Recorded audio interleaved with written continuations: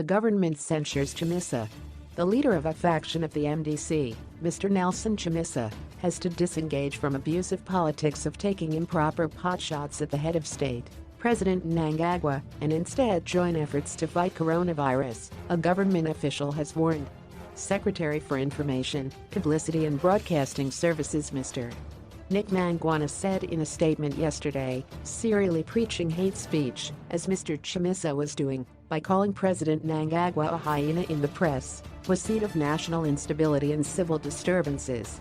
Government has noted with concern statements published in a local daily newspaper where opposition leader Mr. Nelson Chamisa labeled the head of state and government, President Emmerson Mnangagwa, as a hyena. The language used by the opposition leader qualifies to be called hate speech and has no place in civilized politics, said Mr. Mangwana. Since assuming power in 2017, he added, the president has made it part of his politics to preach and practice political tolerance and accommodated even those who disagree with him. The president's outstretched arms to political opponents have instead been rewarded by derogatory words and hate speech constantly used to demean his person and office, he said. We find the calling of the president inflammatory names only insightful and a deviation from acceptable political commentary, or even political banter. He said free speech was limited insofar as it cannot be allowed to demean the office of the presidency, as Chamisa's splinter group was trying to do. Mr. Mangwana said, free speech is meant to benefit society and we struggle to see how an effort to diminish the dignity of a sitting president can be of benefit to society.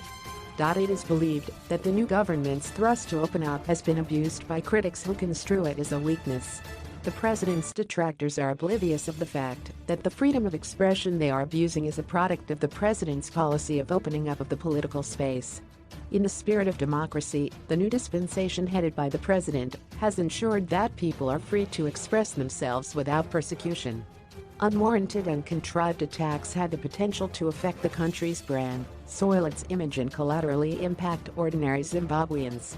Some countries around the world have invoked strong armed policies to protect the well-being and health of their populations by arbitrarily ensuring compliance to health protocols recommended by the World Health Organization. He added that Mr. Chamisa should embrace the progressive politics of ideas that promote national cohesion and growth. Legal and constitutional avenues to seek power through the electoral process were the only sure way of gaining political power, he said.